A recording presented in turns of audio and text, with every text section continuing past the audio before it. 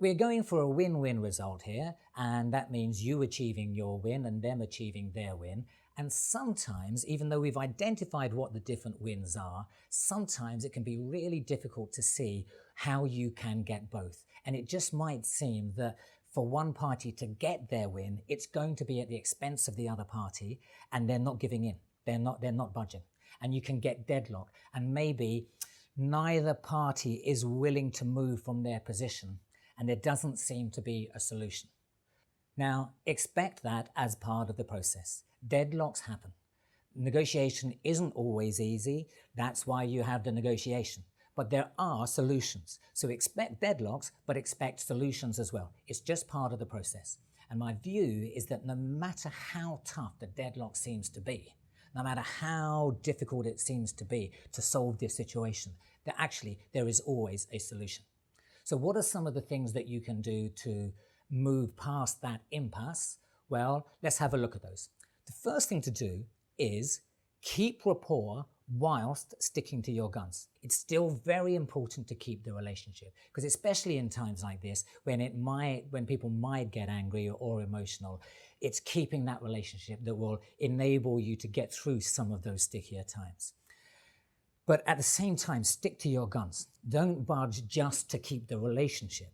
Now, we're not talking about being stubborn for the sake of being stubborn. If it's right to make the move in order to achieve the overall win-win, then do that. But make sure you are still achieving your win-win. The next point, address the real reason. Sometimes the deadlock is over something that is actually symptomatic, and there is a real reason underlying it. And maybe you need to find that out to be able to address that in order to get movement. Maybe you're negotiating with the trades unions and they're saying, no, we won't accept anything less than a 3% pay rise, and they're not budging. Maybe they've got a deeper reason that they're worried about losing their jobs or something. So if you can find that out, then you're going to be able to address it, and then you're going to be able to move forward. Go back to the bigger picture. Deadlock typically happens at the detail level.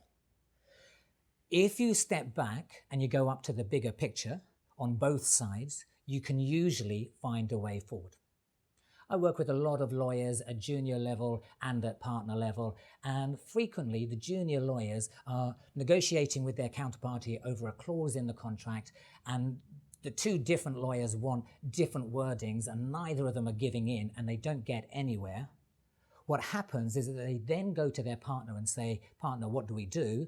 And the partner usually looks at it and says, oh, don't worry about that. Oh, no, we can change that. That's quite easy. Why? Because the partner has the bigger picture. The lawyer, the junior lawyer, is stuck in the detail, but the partner has the bigger picture.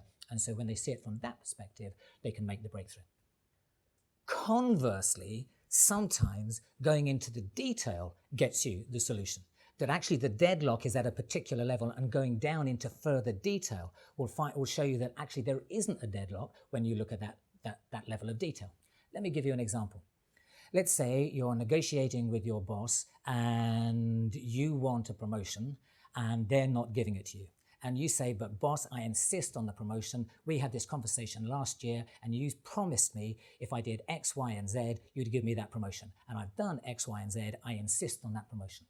And the boss says, I can't give it to you. And there's a standoff. Neither party is willing to budge. If the boss then says, the reason why I can't give you that promotion is my hands are tied. I'd love to give you the promotion. I know I promised it to you, but there's a headcount freeze at the next level up, so I just can't give you that job title. And then you say, oh, well, I'm not worried about the job title. What I wanted was the pay rise that goes with it and the extra responsibilities and that position on the board that goes with it. Then in the detail, there isn't actually a deadlock. What seemed to be a standoff because promotion or no promotion, when you actually go into what you mean by promotion, what you're really after, then there is a solution.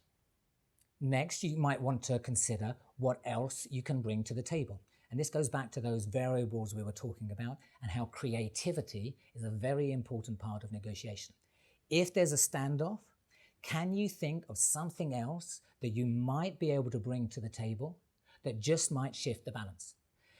And you want to use conditional language, words like what if. What if we were to give you this? What could you give us in return? What if you were to give us this? What would you expect from us in return? And that kind of exploring might give you a solution. Another thing to do is to use independent benchmarks or third parties. Often the standoff is because both parties are taking a subjective approach. I think this. Yeah, well, I think this. And there's a standoff. Or I value it at this price. Well, I value it quite differently. I value it at this price. Both of which are subjective. How do we resolve that? We go to an objective position. So we either use some kind of independent benchmark, which might be the market, or it might be the industry guidelines, or whatever it might be.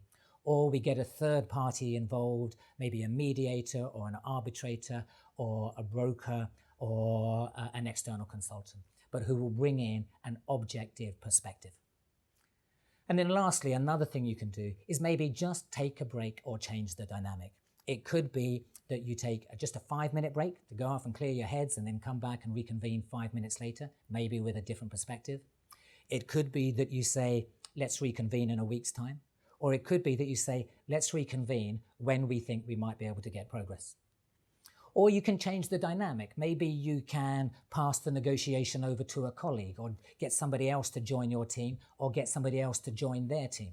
Or change the location of the negotiation. If you had it in your office, have it in their office, or have it in a coffee shop or in a restaurant, or some kind of other place that just might give it a different dynamic, and then you can get a shift and get a breakthrough in the deadlock.